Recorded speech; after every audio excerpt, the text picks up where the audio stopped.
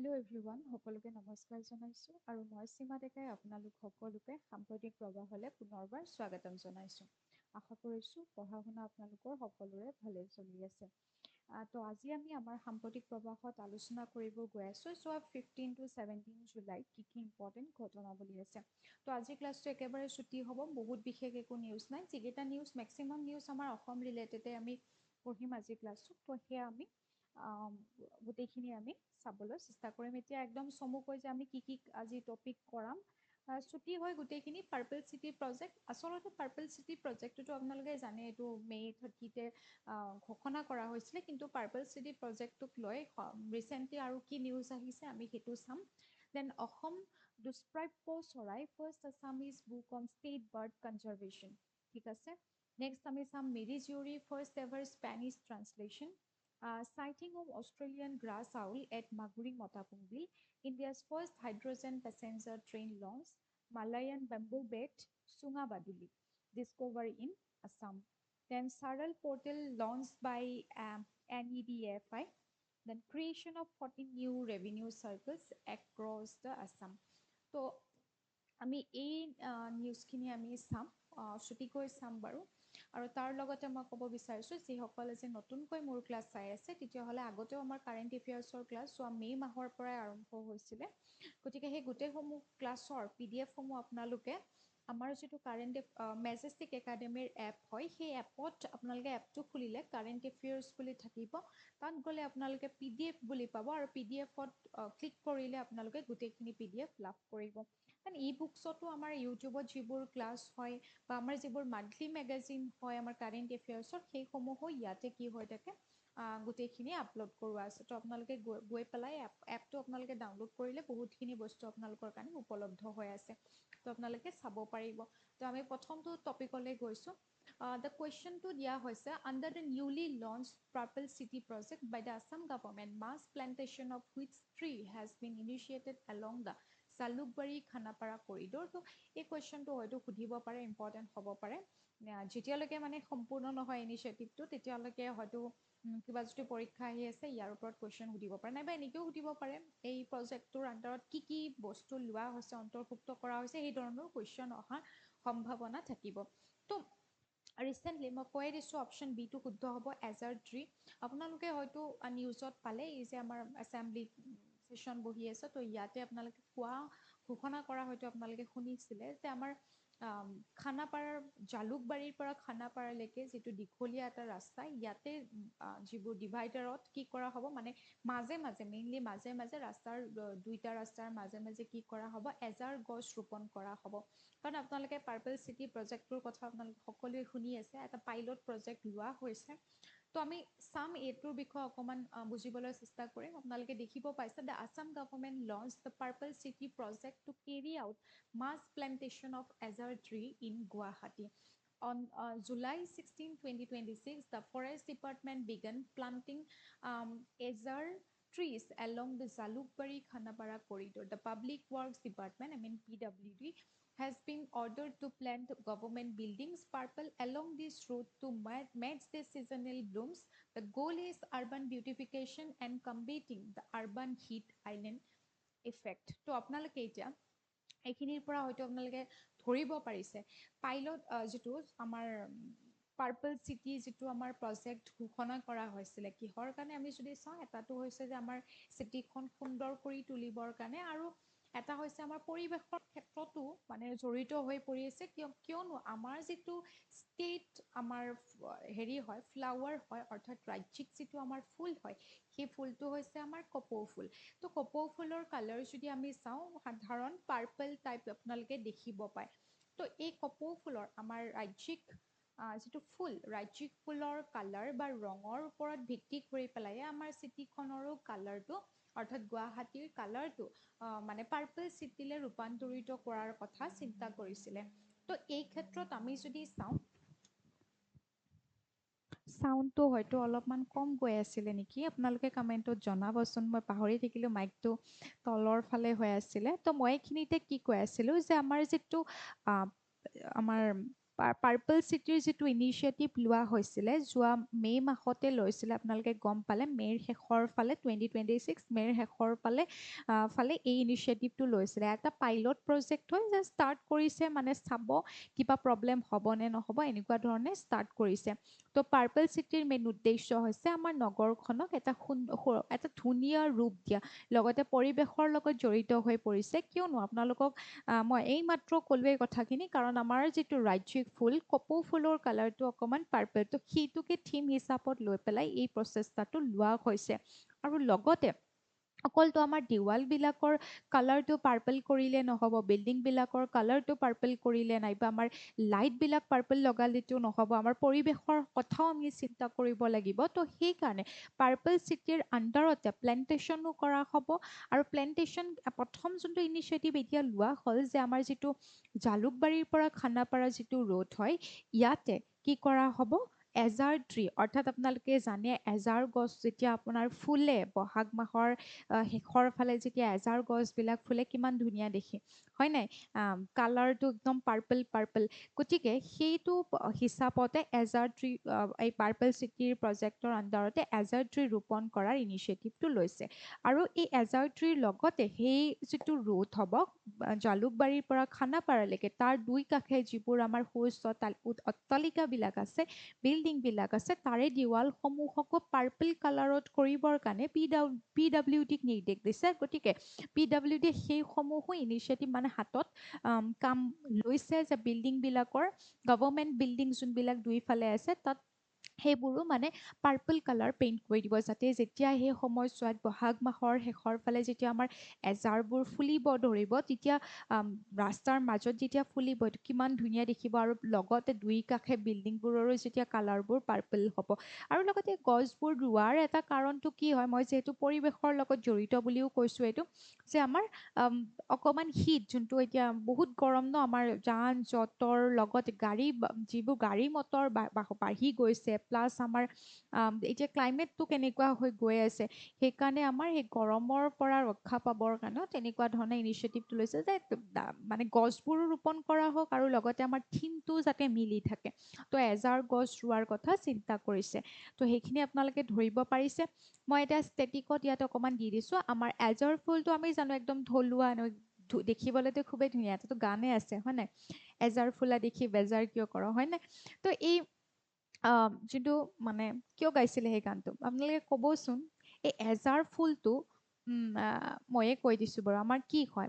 বহাগক যেতিয়া আমি আদৰোঁ কপৌ ফুলেৰে আদৰোঁ হয় নাই যেতিয়া বিদায় দিয়া হয় যেতিয়া কি ফুলে এজাৰ ফুল ফুলে সেইকাৰণেতো এজাৰ ফুলা দেখি বেজাৰ কিয় কৰ ৰাইট তো এই এজাৰ ফুলটো আপোনালোকে যদি চাই আমাৰ থলুৱাই এই গছবিধ হয় আমাৰ ইয়াতে বিভিন্ন প্ৰান্তত মানে এই উদ্ভিদ আমি এই গছডালক আমি দেখা পাম যদিও বা আমাক কুৱেশ্যন কেতিয়াবা সুধিব পাৰে এজাৰ ফুল যিহেতু জড়িত হৈ পৰিছে এতিয়া তো এজাৰ ফুল কোনখন ষ্টেটৰ ৰাজ্যিক মানে ফুল হয় সেনেকুৱা ধৰণেও কেতিয়াবা কুৱেশ্যন সুধিব পাৰে তো মহাৰাষ্ট্ৰৰ হয় মই আপোনালোকক ইয়াত লিখিয়ে দিছোঁ আৰু লগতে ইয়াক কোৱা হয় the pride of India or queen crape myrtle বুলি কোৱা হয় তো এইখিনি আপোনালোকে ষ্টেটিকৰ পৰা চাই থৈ দিব খুব ইম্পৰ্টেণ্ট কিন্তু দেই পাৰ্পল চিটি প্ৰজেক্টটো অকণমান গুৰুত্ব দিব নেক্সটটো question who are the authors of recently released book on rare and endangered bird conservation title অসমৰ দুষ্প্ৰাপ্য চৰাই তো আমাৰ অলপতে আমাৰ কি কৰা হৈছে অসমৰ দুষ্প্ৰাপ্য চৰাই নামৰ কিতাপখন মুকলি কৰা হৈছে মানে ৰিলিজ দিয়া হৈছে আৰু এই গ্ৰন্থখন কোনে লিখিছে অপশ্যন ইয়াতে বি হ'ব ফিৰোজ হুছেইন এণ্ড কবিৰ শইকীয়া তো এই কিতাপখন কিয় উলিওৱা হ'ল কাৰণ আমাৰ আগতে তেনেকুৱা আমাৰ যিবোৰ পক্ষী হয় আমাৰ যিহেতু অসমখন আমি ক'ব পাৰোঁ খুব বৈচিত্ৰ্যময় পক্ষীৰে আমি ভৰপূৰ বুলি ক'ব পাৰোঁ চৰাই বিভিন্ন ধৰণৰ চৰাই আছে তাৰ কিছুমান চৰাইৰ ষ্টেটাছটো যদি আপোনালোকে চাই খুব বিপন্ন হয় মানে এণ্ডেঞ্জাৰ্ড হয় মানে আপোনাৰ কি বুলি কয় লুপ্তপ্ৰায় হয় গতিকে আমাৰ যিবোৰ মানুহৰ মাজতো সেই সজাগতাটো থাকিব লাগিব যে আমাৰ বিলুপ্তপ্ৰায় যিবোৰ বিপন্ন চৰাইবোৰ আমি কেনেকৈ সংৰক্ষণ কৰিব লাগে বা কি ধৰণে আমি সজাগ হ'ব লাগে এই ক্ষেত্ৰত হয়নে গতিকে সেইকাৰণে এই কিতাপখন মুকলি কৰা হৈছে ইয়াত সবিশেষ গোটেইখিনি তথ্য ইয়াত দাঙি ধৰা হৈছে বিশেষকৈ মানে আমাৰ দুষ্প্ৰাপ্য চৰাইবিলাকৰ বিষয়ে এইখন গ্ৰন্থত লিখা হৈছে আৰু অসমৰ প্ৰথমখন এনেকুৱা এখন গ্ৰন্থ এইখন অসমত দুষ্প্ৰাপ্য চৰাই মন কৰিব the first comprehensive Assamese language book dedicated to the state's rare and endangered birds was formally released আমাৰ কি হ'ল মুকলি কৰা হৈছে এই বুকখন খালি এই বুকখন সুধিব পাৰে পক্ষী মানে কোনে আপোনাৰ এই বুকখন লিখিছে তেনেকৈ সুধিব পাৰে তো bird expert Firoz Hussain and Kabir Saikia খুব ইম্পৰ্টেণ্ট কিন্তু দে মন কৰিব আৰু বুকখনৰ নাম কি অসমত দুষ্প্ৰাপ্য চৰাই মই কিয় লিখিলে বুলি মই ক'লোঁ এই কিতাপখন কাৰণ আমাৰ যিবোৰ বিপন্ন আমাৰ যিবোৰ চৰাই আছে যিকোনো চৰাই আমাৰ যিবোৰ আমাৰ হেৰি হৈ গৈছে লুপ্ত হৈ গৈছে এইসমূহ চৰাইক আমি কি ধৰণে সংৰক্ষণ কৰিব পাৰোঁ এই সকলোবোৰ বিষয়ে এই গ্ৰন্থখনত লিখা হৈছে যেনেকৈ আমি দেওহাঁহৰ কথা আমি ক'ব পাৰোঁ হয়নে দেওহাঁহ আমাৰ কি হয় আমাৰ ষ্টেট বাৰ্ড হয়নে নহয় আৰু এই গ্ৰন্থখন কোনে লঞ্চ কৰিছে মুকলি কৰিছে তেখেত হৈছে ভেটেৰান অৰ্নিথলজিষ্ট ডক্টৰ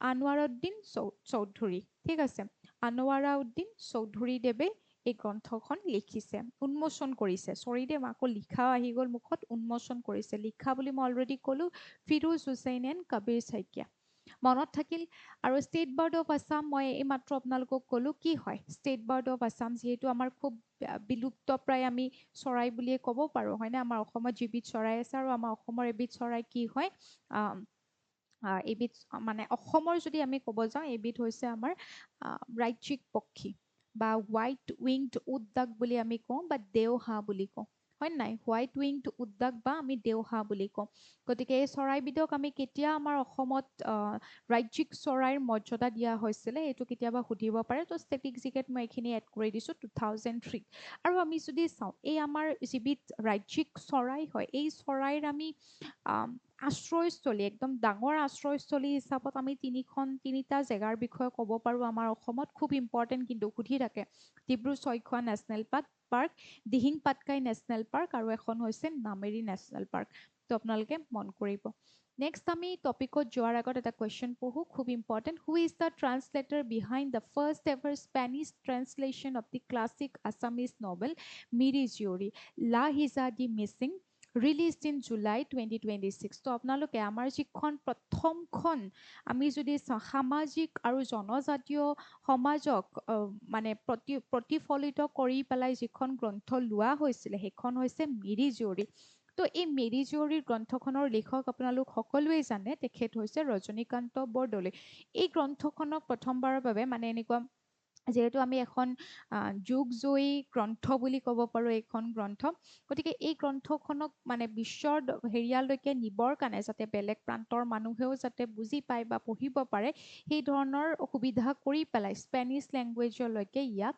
ট্ৰান্সলেট কৰা হৈছে গতিকে স্পেনিছত ইয়াক কি বুলি কোৱা হৈছে এইটো কেতিয়াবা সুধিব পাৰে স্পেনিছলৈকে যে ট্ৰান্সলেট কৰিছে নামাকৰণ কি বুলি কৰিছে তো স্পেনিছত এনেকৈ লা হিজাদে মিচিং বুলি কোৱা হয় তো অনুবাদ কোনে কৰিছে লিখকগৰাকী আমি জানো তেখেত হৈছে অপশ্যন বি ফিৰোজ হুছেইন মনত থাকিব নাই তন্ময় সোণোৱাল অলপ আগতে আমি যিহেতু সেই কুৱেশ্যনটো পঢ়ি আহিলোঁ সেইকাৰণে ফিৰোজ হুছেইনৰ নামটো মোৰ মনলৈ আহিছিলে তো ইয়াতে অপশ্যন কি হ'ব ডি শুদ্ধ হ'ব তন্ময় সোণোৱাল তো ইয়াত গোটেইখিনি বস্তু মই লিখিয়ে দিছোঁ আপোনালোকে চাব পাৰে the historic Assamese novel Miri Jiyori has been translated and released globally in Spanish and released on July 10, 2026 by international publisher Notion Press. The book is titled La Isla de Missing আৰু ইয়াত সাব টাইটেলকেও লিখা আছে উনা হিষ্টৰিয়া দ্য আমাৰ চেক্ৰিফিচিঅ ই ছেপাৰেশ্যন তাৰমানে গ্ৰন্থখনৰ main মানে মিৰি সমাজৰ জীয়ৰী আৰু তাৰ লগতে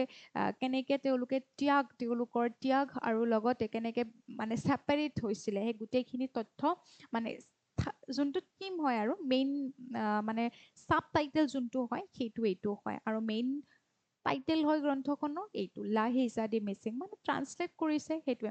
আৰু তেখেত হৈছে তন্ময় সোণোৱাল, আৰু তেখেতে দিল্লী ইউনিভাৰ্চিটিৰ এগৰাকী স্পেনিছ লেংগুৱেজৰ প্ৰফেচৰ হয়, আৰু ডুমডুমাত তেখেতৰ ঘৰ, তিনচুকীয়াত ডুমডুমাত তেখেতৰ ঘৰ। এণ্ড তেখেতে অকল এই গ্ৰন্থখনে এইবাৰ প্ৰথম তেওঁ স্পেনিছ লেংগুৱেজলৈকে লোৱা নাই, তাৰ আগতেও আমি যদি চাওঁ তেখেতে প্ৰিভিয়াছলি ট্ৰান্সলেটেড লক্ষ্মীনাথ বেজবৰুৱাজ বুঢ়ী আইৰ সাধু, তো স্পেনিছলৈকে বুঢ়ী আইৰ সাধু তেখেতে কি কৰিছিলে ট্ৰান্সলেট কৰিছিলে। তো নাম দিছিলে কিউণ্টছ দি লা এবিউলা ইন 2022।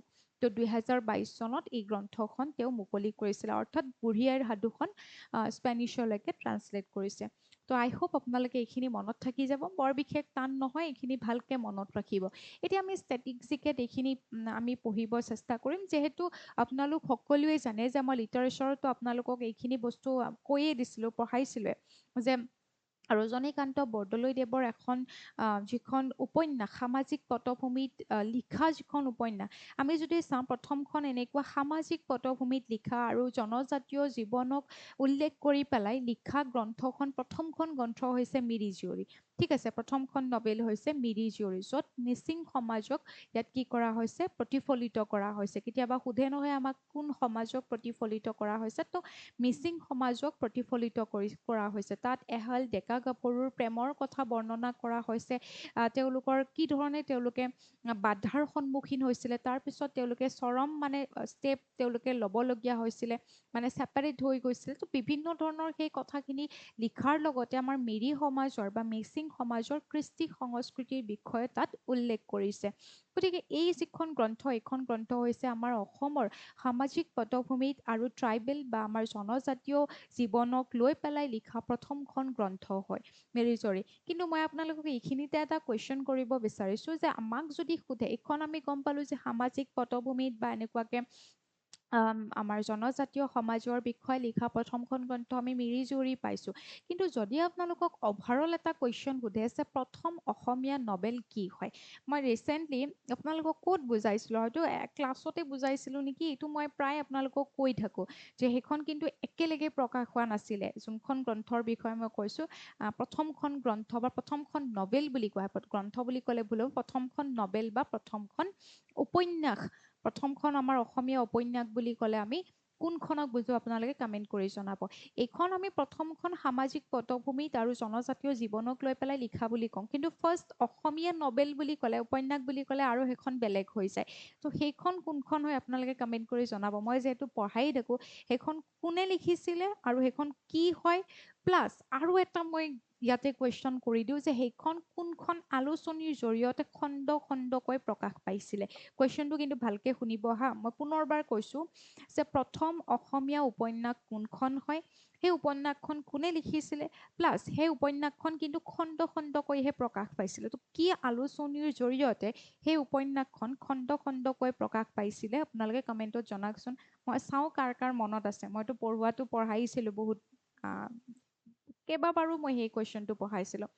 নেক্সট যদি আমি চাওঁ, এই বুকখন যোনখন মই অলৰেডি আপোনালোকক ক'লোঁ, ষ্টেটিক জিকেৰ পৰা প্ৰথমখন ইয়াত লিখা আছে ফাৰ্ষ্ট মডাৰ্ণ ছ'চিয়েলছক, প্ৰথম আধুনিক সামাজিক আৰু ট্ৰাইবেল নভেল হয় এইখন। ঠিক আছে, অসমীয়া সাহিত্যৰ এইখন প্ৰথমখন জনজাতীয় উপন্যাস আৰু আধুনিক সামাজিক উপন্যাস হিচাপে ই স্বীকৃতি লাভ কৰিছে।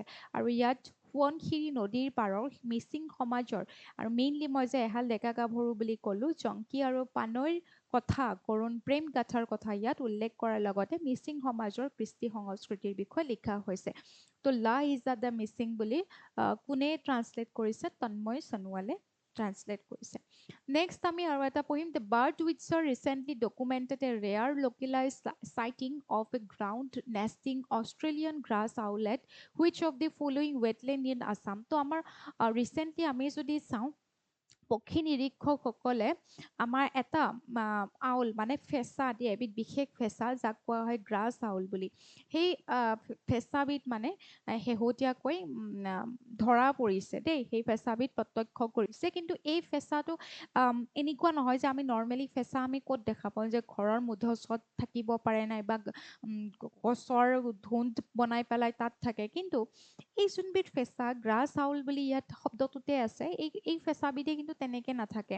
আৰু দেখিব ইহঁতক মানে ইম্পৰ্টেণ্ট কথা, ইহঁতক দেখিবৰ কাৰণে খুব ৰেয়াৰ হয়, কাৰণ ইহঁতৰ জীৱনশৈলীটোৱে তেনেকুৱা চিক্ৰেটিভ হয়, খুব গোপনীয় হয়। গতিকে এই ফেঁচাবিধক এটা মানে বিলৰ পাৰত দেখা পোৱা গৈছে, প্ৰত্যক্ষ কৰা হৈছে।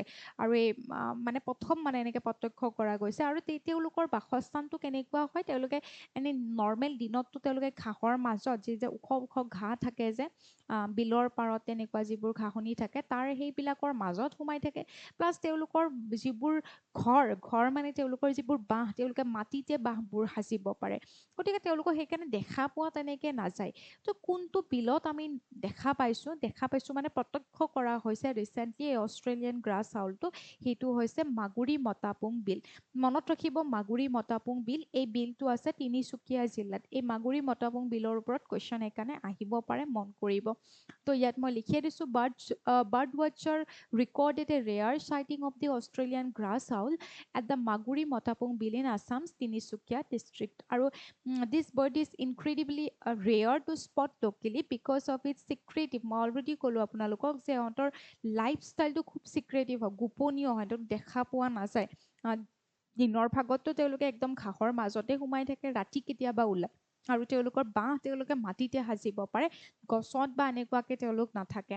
গতিকে সেইটো মনত ৰাখিব। আৰু এইবিধ ফেঁচা যদিও বা এনেকে আমি চিক্ৰেটিভ হয় জীৱনশৈলী বা অকণমান বেলেগ ধৰণে থাকে, কিন্তু এই ফেঁচাবিধ কোনটো পৰিয়ালৰ অন্তৰ্গত বুলি ক'লে, আমি যে লক্ষী ফেঁচা বুলি যে কওঁ, সেই ফেঁচাৰে কিন্তু অন্তৰ্গত হয়। ঠিক আছে, মনত ৰাখিব।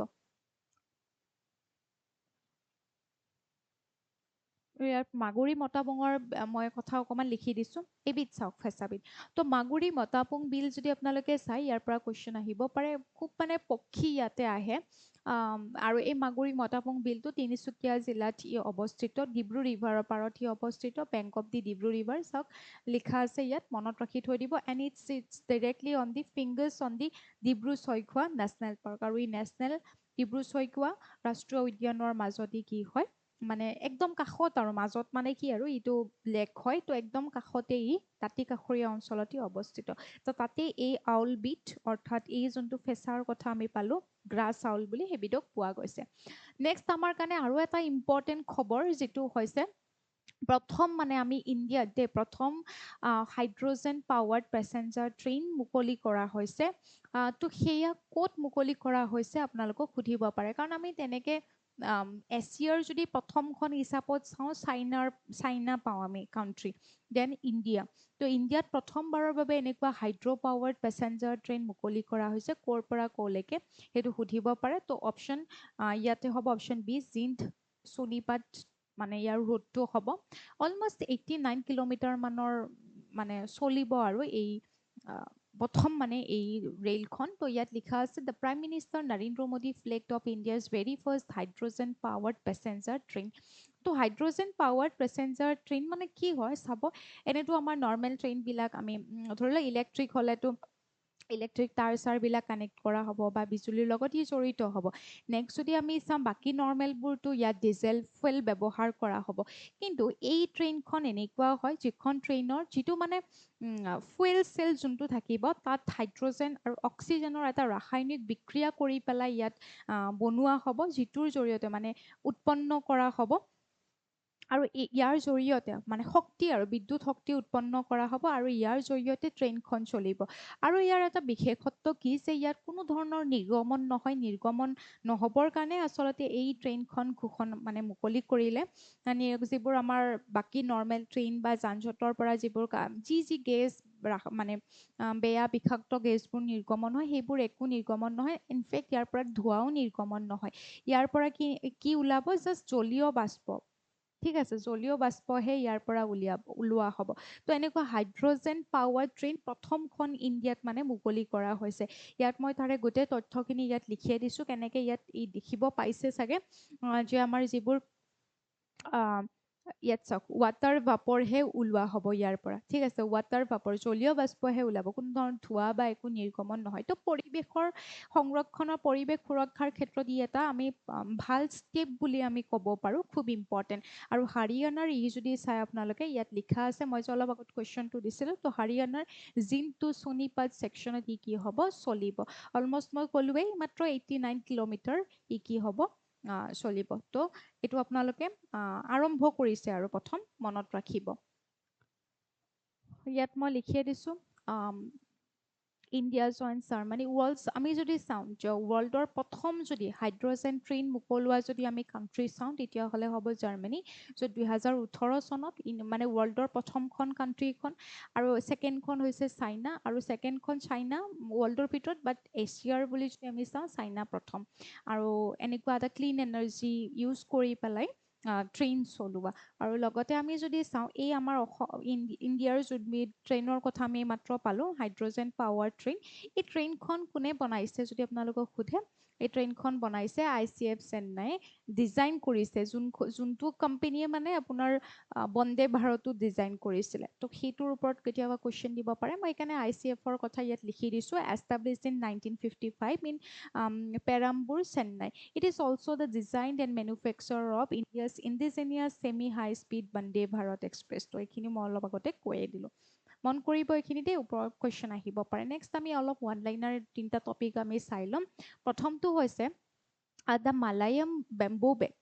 ঠিক আছে, Malayan bamboo bat was recorded for the first time in Assam in July 2026. In which district was this discovery made? তো শেহতীয়াকৈ আমাৰ অসমত এটা মানে বাদুলি দেই, মালায়াম বেম্বো বেট বুলি কোৱা হৈছে, বাদুলি আমাৰ দেখা পোৱা গৈছে, যাক মানে লোকেলি চুঙা বাদুলি বুলি কোৱা হ'ল। কিহৰ কাৰণে মই কৈ আছোঁ, ইয়াত নামটো হয়তো আপোনালোকে বেম্বো বুলি দেখিছে, বাঁহ বুলি আপোনালোকে দেখিলেও।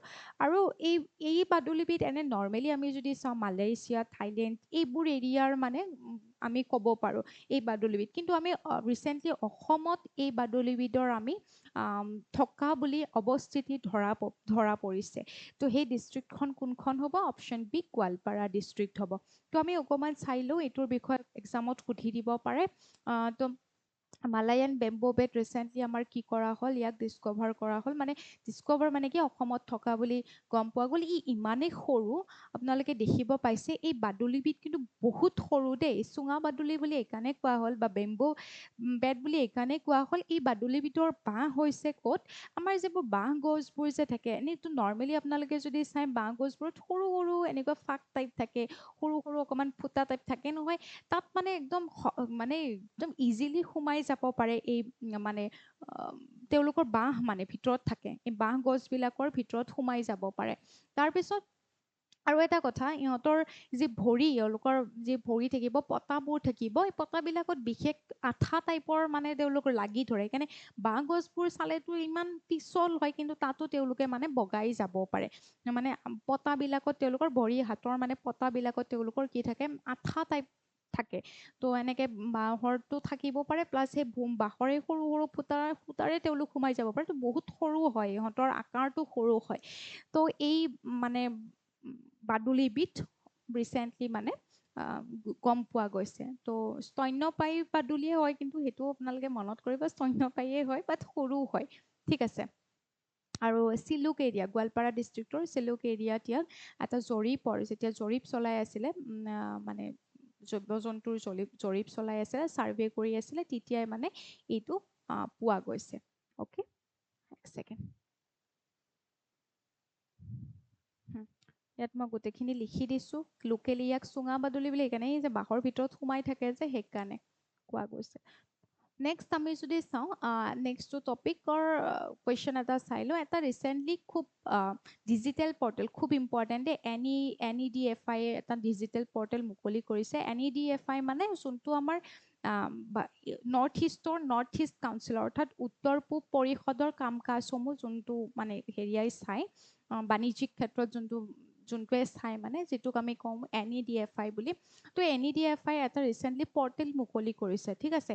সেই পৰ্টেলটোৰ নাম কি হয় সুধিছে, এইটো আমাৰ কাৰণে ইম্পৰ্টেণ্ট হয়, কিন্তু কিহৰ কাৰণে, আমাৰ নৰ্থ ইষ্টৰ কাউন্সিলৰ লগত জড়িত। এনে আমি নৰ্থ ইষ্ট কাউন্সিল বুলি ক'লে আমি এতিয়া এইখিনি অকণমান বুজিব চেষ্টা কৰোঁ। নৰ্থ ইষ্ট কাউন্সিল বুলি ক'লে আমি কাক বুজো, অৰ্থাৎ আমাৰ ভাৰতবৰ্ষৰ আমি যদি চাওঁ, আপোনালোকে জনেল কাউন্সিলবিলাকৰ বিষয়ে মই পঢ়াইছোঁ নহয় আপোনালোকক। জনেল কাউন্সিল এনেকৈ ভাৰতবৰ্ষৰ মেইন কিন্তু 5টা জনেল কাউন্সিল আছে, যিসমূহ জনেল কাউন্সিলে এটা এটা জনৰ মানে উন্নয়নমূলক কামবোৰ, কোঅপাৰেশ্যন বা সহযোগিতামূলক কাম কাজবোৰ চলাই থাকে। ঠিক তেনেকুৱাকৈ আমাৰ উত্তৰ পূবৰ অঞ্চলৰ বাবে যিটো জনেল কাউন্সিলৰ নিচিনাই হয়, কিন্তু নাম হৈছে নৰ্থ ইষ্ট কাউন্সিল, অৰ্থাৎ উত্তৰ পূব পৰিষদ। এই উত্তৰ পূব পৰিষদে কি চায়, আমাৰ এই 8খন নৰ্থ ইষ্টৰ ষ্টেটৰে কি চায়, উন্নয়নমূলক কাম কাজবোৰ, সহযোগিতাবোৰ, এইবোৰ মানে চাই থাকে। গতিকে এইবোৰৰ ওপৰত কাম কৰে। আৰু এই নৰ্থ ইষ্ট কাউন্সিলৰ ৰিচেণ্টলি মানে টকা যোগান ধৰিছে কাক, NEDFI, যাতে ই মানে যোনটো ইয়াত লিখাই আছে ফুল ফৰ্মটো, north eastern development finance corporation limited. আৰু ইয়ে কি কৰিব, এটা পৰ্টেল খুলিবৰ কাৰণে পইচা যোগান ধৰিছে। এই পৰ্টেলটো চাৰাল পৰ্টেল। কিয় খুলিছে এই চাৰাল পৰ্টেল, মই কৈ আছোঁ। আমাৰ যিবোৰ ক্ষুদ্ৰ আৰু মজলীয়া যিবোৰ ব্যৱসায় থাকে, আৰু এই ক্ষুদ্ৰ আৰু মজলীয়া ব্যৱসায়বিলাকে ধৰি লওক কিবা এটা বস্তু ষ্টেপ আগুৱাব বিচাৰিছে, কিবা এটা ব্যৱসায় কৰিব বিচাৰিছে, কিন্তু যিবোৰ লাইচেঞ্চ লাগে, লাইচেঞ্চৰ বা অনুজ্ঞাপত্ৰৰ নামত যিহেতু বিভিন্ন ডিপাৰ্টমেণ্টে ঘূৰিব লাগে, যথেষ্টখিনি সময় লাগে আৰু বিভিন্ন লোকচানৰ সন্মুখীন হয়। তো এইবোৰৰ পৰা ৰেহাই পাবৰ কাৰণে কি কৰিছে, নৰ্থ ইষ্টাৰ্ণ কাউন্সিলে NEDFI এই লিমিটেডক কি কৰিছে, পইচা দিছে যাতে এই কামটো সুচাৰুৰূপে পালন কৰে। অৰ্থাৎ যাতে মই যোনটো ক'লোঁ, এনেকুৱা এটা পৰ্টেল খুলিব পাৰে, যিটো পৰ্টেলৰ জৰিয়তে আমাৰ যিবোৰ ক্ষুদ্ৰ আৰু মজলীয়া যিবোৰ ব্যৱসায়ী থাকিব, উদ্যোগপতি থাকিব, তেওঁলোকে যাতে অনুজ্ঞাপত্ৰ, প্ৰায় চেণ্টাৰ ষ্টেটৰ 40খনলৈকে অনুজ্ঞাপত্ৰ বিভিন্ন ক্ষেত্ৰত তেওঁলোকে উলিয়াব পাৰিব এটা পৰ্টেলৰ জৰিয়তে, এটা ছিংগল পৰ্টেল, যিটোৱে তেওঁলোকৰ সময় ৰাহি হ'ব, প্লাছ বিভিন্ন ধৰণৰ লোকচানৰ পৰা তেওঁলোক বাচিব পাৰিব। তো তেনেকুৱা এটা পৰ্টেলৰ মুকলি কৰোৱা হৈছে। তো সেইটোক আমি কি বুলি ক'ম, ইয়াত লিখিয়ে দিছে চাৰাল পৰ্টেল, মনত ৰাখিব। Next summer, the Assam State Cabinet recently cleared the creation of 14 new revenue circles. What are these new circle boundaries designed to match co-terminus with? তো আমি যদি চাওঁ, ৰিচেণ্টলি আপোনালোকে নিউজত শুনিছে যে 14টা নতুনকৈ ৰেভিনিউ চাৰ্কেল মুকলি কৰা হৈছে, মানে ঘোষণা কৰা হৈছে যে 14টা নতুনকৈ ৰাজহ চক্ৰ তোমাৰ ঘোষণা কৰা হ'ব বুলি, গঠন কৰা হ'ব বুলি ঘোষণা কৰিছে, অনুমোদন জনাইছে আমাৰ ৰাজ্য চৰকাৰে। কিন্তু এই যিসমূহ 14টা নতুন চক্ৰ বা ৰাজহ চক্ৰ বা ৰেভিনিউ চাৰ্কেল কাৰ সৈতে একে কৰা হ'ব, এইটো কুৱেশ্যন আপোনালোকে বুজি লওক। তাৰমানে আমি যদি চাওঁ, আমাৰ যিবোৰ লোকসভাৰ সমষ্টি বা আমাৰ যিবোৰ বিধানসভাৰ সমষ্টি, ষ্টেট লেজিছলেটিভ এছেম্বলিৰ যিবোৰ আমাৰ কনষ্টিটুৱেঞ্চি থাকে, ধৰি লওক এটা কনষ্টিটুৱেঞ্চি ইয়ালৈকে আছে, এইটো হৈছে এটা কনষ্টিটুৱেঞ্চি, এইখিনি জেগা হৈছে বি কনষ্টিটুৱেঞ্চিত পৰে, এইখিনি হৈছে চি কনষ্টিটুৱেঞ্চি অৰ্থাৎ চি সমষ্টিত পৰে। আমি সেয়া হৈছে আমি সমষ্টিৰ ক্ষেত্ৰত আমি ক'ব পাৰোঁ এইখিনি অঞ্চল। কিন্তু আমাৰ ধৰি লওক এই সমষ্টিৰ অন্তৰ্গত যিবোৰ মানুহ, ঠিক আছে, এই মানুহখিনিৰ মানে, আৰু এই বি সমষ্টিত ধৰি লওক এটা চাৰ্কেল অফিচ আছে, অ'কে, ইফালেও এটা ধৰি লওক চাৰ্কেল অফিচ আছে, মই ধৰি লৈছোঁ। কিন্তু এই সমষ্টিৰ মানুহখিনিৰ যোনখিনি কাম কাজ ক'ৰ আণ্ডাৰত পৰে, এই বি সমষ্টিৰ ভিতৰত যোনটো চাৰ্কেল অফিচ আছে তাৰ অন্তৰ্গত পৰে। তো কাম কাজসমূহ মানে খুব খেলি মেলি লাগি যায় যে এই সমষ্টিৰ মানুহৰ মাটি বাৰী সম্পৰ্কীয়, ৰাজহ চাজহ সম্পৰ্কীয় গোটেইবোৰ কাম মানে এইটো ৰাজহ চক্ৰত হয়, কিন্তু এই ৰাজহ চক্ৰটো ক'ত অৱস্থিত, যোনটো জেগা বি কনষ্টিটুৱেঞ্চিৰ আণ্ডাৰত আহে। তো আমাৰ এইফালে পলিটিকেলি যদি আমি চাওঁ এনেকুৱা হয়, আৰু এইফালে ৰাজহ চক্ৰটো ইয়াত আছে, দুইটা ক্ষেত্ৰত কামবোৰ কৰিব মানে খুব মানে খেলি মেলি হয়। তো এতিয়া কি কৰা হৈছে, যাতে সমষ্টি আমাৰ যিহেতু 2023 সমষ্টিসমূহ ডিলিমিট কৰা হ'ল, আপোনালোকে জানে অসমৰ সমষ্টিবিলাক 2023 চনত যে ডিলিমিট কৰা হৈছিলে অৰ্থাৎ সমষ্টি পুনৰ নিৰ্ধাৰণ কৰা হৈছিলে সমষ্টি এনেকুৱা নহয় যে বঢ়োৱা হৈছে বঢ়োৱাটো নাই হোৱা আপোনালোকে জানে জাষ্ট ৰিড্ৰ কৰা হৈছে চেঞ্জ খেলি মেলি হৈছে আপোনালোকৰো হয়তো সমষ্টিৰ খেলি মেলি আপোনালোকে পাইছে যে আগতে এইখিনি এৰিয়ালৈকে এইটো সমষ্টি ধৰিছিলে কিন্তু এতিয়া এইখিনি এৰিয়াৰ পৰা আৰু অলপ বঢ়াই দিছে এইখিনিলৈকে এইটো সমষ্টি ধৰিব হয়তো আপোনালোকে এনেকৈ নিজৰ সমষ্টিটো এনেকুৱা চেঞ্জেছ দেখিছে তাৰমানে এইটো ৰিড্ৰ কৰা হৈছে তো তাৰ লগত যদি মিলোৱাকৈ আমাৰ ৰাজহ চক্ৰবিলাকো গঠন কৰিব পাৰি যাতে কোনো মানুহৰ খেলি মেলি নালাগে আজি যদি মই এইটো সমষ্টিৰ মানুহ কিন্তু মোৰ মাটি বাৰী সম্পৰ্কীয় গোটেই কাম কাজ বোলে সেই সমষ্টিটোৰ ভিতৰত পৰা এটা ৰাজহ চক্ৰৰ আণ্ডাৰত যদি পৰি আছে তো কাম কাজবিলাকত খেলি মেলি আহি যায় সেইকাৰণে 14টা মানে নতুন চাৰ্কেল গঠন কৰাৰ বাবে অনুমোদন জনাইছে ৰাজহ চক্ৰ আৰু সেইসমূহ কিহৰ লগত মিলাব বুলি কৈছে আমাৰ যিহেতু আমাৰ নিউলি ডিলিমিটেড এছেম্বলি কনষ্টিটুৱেঞ্চিজ হ'ল কাৰণ নতুনকৈ আমাৰ পুনৰ নিৰ্ধাৰিত আমাৰ এছেম্বলিৰ সমষ্টিবিলাক আছে এতিয়া 2023 চনতে কৰা হৈছে তাৰ লগত মিলাই পেলাই আমাৰ ৰাজহ চক্ৰবিলাককো গঠন কৰাৰ কথা কৈছে তো 14টা সেইকাৰণে নতুন ৰেভিনিউ চাৰ্কেল তেনেকৈ মিলাই পেলাই কৰিছে তো আমি যদি চাই 14টাত মই গোটেইসমূহ দি দিয়া নাই গুৱাহাটী চেণ্ট্ৰেল বাঁকা বেতবাৰী চেঙা তাৰপিছত সৃজনগ্ৰাম বৰখোলা ধুলাই খোৱাং এণ্ড ডিগবৈ এনেকৈ মই কেইটামানৰ নাম কৈ দিছোঁ আৰু টু মেক দিয়াৰ borders completely co-terminus matching boundaries co-terminus means matching boundary with the newly delimited assembly constituencies eliminating land administrative overlaps and improving grassroots citizen service directly তো মই যোনখিনি কথা ক'লোঁ আৰু প্ৰশাসনৰ ক্ষেত্ৰত যাতে কোনো ধৰণৰ খেলি মেলি নহয় তো নতুনকৈ আমাৰ যিসমূহ সীমা নিৰ্ধাৰণ কৰি বিধানসভাৰ সমষ্টিসমূহ বনাইছে তাৰ লগত যাতে আমাৰ ৰাজহ চক্ৰৰ সীমাসমূহ যাতে একেই হয় যদি মই আজি এইটো সমষ্টিৰ অন্তৰ্গত যদি এগৰাকী ভোটাৰ হয় কিন্তু মোৰ যদি আজি কাম কাজসমূহ মাটি বাৰী সম্পৰ্কীয় কাম কাজসমূহ অইন এটা সমষ্টিৰ অন্তৰ্গত তাত পৰা যদি এটা ৰাজহুৱা চক্ৰত গৈ পেলাই কৰিব লাগে নিশ্চয়কৈ মোৰ কাম কাজত যথেষ্টখিনি কিবা খেলি মেলিৰ সৃষ্টি হোৱাটো স্বাভাৱিক গতিকে সেইসমূহ সম্পূৰ্ণৰূপে মানে গুচাবৰ কাৰণে এই চিষ্টেমটো লোৱা হ'ল তো 14টা নতুনকৈ ৰাজহ চক্ৰ গঠন কৰাৰ বাবে অনুমোদন জনোৱা হৈছে তো আপোনালোকে কিন্তু মনত কৰিব আৰু মই আপোনালোকক যোনটো হোমৱৰ্ক দিলোঁ হোমৱৰ্কটো কি বুলি কৈছিলোঁ মনত আছে নিশ্চয়কৈ যে আমাৰ প্ৰথমখন অসমীয়া উপন্যাস কি হয় আৰু সেই উপন্যাসখন কোনে লিখিছিলে প্লাছ সেই উপন্যাসখন কোনখন আলোচনীৰ জৰিয়তে অংশকৈ প্ৰকাশ পাইছিলে এটা কুৱেশ্যন সেইটো থাকিল প্লাছ মোক আপোনালোকে আৰু এটা কুৱেশ্যনৰ এনচাৰ দিব সেইটো হৈছে মই যে এইমাত্ৰ ক'লোঁ যে আমাৰ সমষ্টি নিৰ্ধাৰণ 2023 চনত কৰা হৈছিলে মানে ডিলিমিট কৰা হৈছিলে অসমৰ কিন্তু দেই অসমৰ এতিয়া আপোনালোকে মোক কওক এই যে আমাৰ অসমৰ 126টা সমষ্টি আছে এই 126টা সমষ্টিৰ অসমত 126টা সমষ্টি কিন্তু আমি জানো যে অসমত এনেকৈ বৰাক ভেলী আছে ব্ৰহ্মপুত্ৰ ভেলী আছে হিল এৰিয়া আছে তো আপোনালোকে মোক এটা এনচাৰ কওক যে আমাৰ বৰাক ভেলী অঞ্চলৰ পৰা বৰাক উপত্যকাৰ পৰা অসম লেজিছলেটিভ এছেম্বলি অসম বিধানসভাত কেইটা সমষ্টি পৰে সেই এনচাৰটো আপোনালোকে দিব চাওঁ আপোনালোকে পঢ়িছেনে নাই পঢ়া মইতো এই সোপা পঢ়াইছোৱে আপোনালোকক সকলোকে ক্লাছত এইবোৰে কৈ থাকোঁ কোনবোৰ ইম্পৰ্টেণ্ট হ'ব পাৰে চবৰে লগত মিলাই মই পলিটি যদি জড়িত হয় সেয়াও মই বুজাই দিওঁ তো আপোনালোকে এইটো এনচাৰ ক'বলৈ নাপাহৰিব আৰু লগত মই শেষত পুনৰ কৈছোঁ আমাৰ এপটো ডাউনলোড কৰিলে কাৰেণ্ট এফেয়াৰ্ছ ছেকশ্যনত যাব তাত পিডিএফবোৰ পাব আৰু আগত যদি আপোনালোকে ক্লাছসমূহ চোৱা নাছিলে প্লে'লিষ্টত যাব এতিয়া প্লে'লিষ্টত গোটেইকেইটা ক্লাছে ধুনীয়াকৈ এভেইলেবল হৈ আছে এফালৰ পৰা ক্লাছসমূহ কৰক আজিতো ছেটাৰডে ধুনীয়াকৈ ক্লাছটো কৰি পেলাই আজি অকণমান ৰেষ্ট কৰি ৰিভিজন দি পেলাই আজি থৈ দিব দেন নেক্সট মানডেৰ পৰা আকৌ নতুন টপিক নতুন ৰিভিজন তেনেকৈ পঢ়ি থাকক আৰু লগত কাৰেণ্ট এফেয়াৰ্ছৰ ক্লাছটোতো একেলগে গৈয়ে আছে কাৰণ সময় আমাৰ হাতত কিন্তু যথেষ্ট কম এনেকৈ এতিয়া আমি মানে নেতিবাচক চিন্তাবোৰ আঁতৰাওক এতিয়া গম পাইছে নাই এতিয়া ধুনীয়াকৈ পঢ়ক আৰু কাৰেণ্ট এফেয়াৰ্ছ বিশেষকৈ দেই কাৰেণ্ট এফেয়াৰ্ছ ছেকশ্যনটো আপোনালোকে একেবাৰে পিছুৱাই নথ'ব কিয় জানে নাই কাৰণ আমাৰ এক্সামত মই ধৰি লৈছোঁ যে লাষ্ট এক বছৰৰ আমাৰ কাৰেণ্ট এফেয়াৰ্ছৰ কুৱেশ্যন আহিল কিন্তু আমাৰ এনেকুৱাতো নহয় যে কাৰেণ্ট এফেয়াৰ্ছৰ কুৱেশ্যন আমি পটককৈ গম পাম যে এইখিনি আহিব পৰীক্ষাৰ আগত আমি এইখিনি পঢ়িম তো তেনেকৈ পঢ়িলে আমাৰ বহুত খেলি মেলি হ'ব আমাৰ একদম প্ৰেছাৰ আহি যাব যে কোনখিনি পঢ়িম কোনখিনি নপঢ়িম তাৰপিছত আমাৰ মূল টপিকবোৰ ৰৈ যাব সেইকাৰণে আপোনালোকে কাম কৰিব যে কাৰেণ্ট এফেয়াৰ্ছবোৰ এতিয়াৰ পৰাই একদম চিৰিয়েলি পঢ়ি যাওক সদায় বস্তু সদায় চাওক, যিহেতুকে মই দুদিনে ক্লাছ লওঁ হয় নাই, ৱেডনেছডে আৰু ছেটাৰডে লওঁ, তাকো কিমান সময়নো, 1 ঘণ্টাও নহয়গে। এই 1 ঘণ্টা সময়টো আমি নিজকে কিন্তু প্ৰস্তুত কৰিব লাগিব চাবৰ কাৰণে।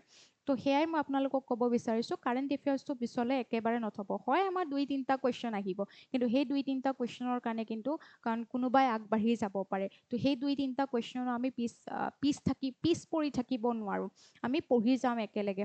হ'ব, মই আপোনালোকক দি যাম, জাষ্ট আপোনালোকে মোৰ লগত আহি পেলাই পঢ়িলেই হৈ গ'ল।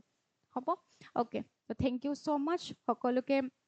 মই ধন্যবাদ জনাইছোঁ ইমান ধুনীয়াকৈ ক্লাছটো চোৱাৰ বাবে। ভালকৈ পঢ়ক, মই জাষ্ট সেইটোৱে ক'ম সকলোকে। Bye bye.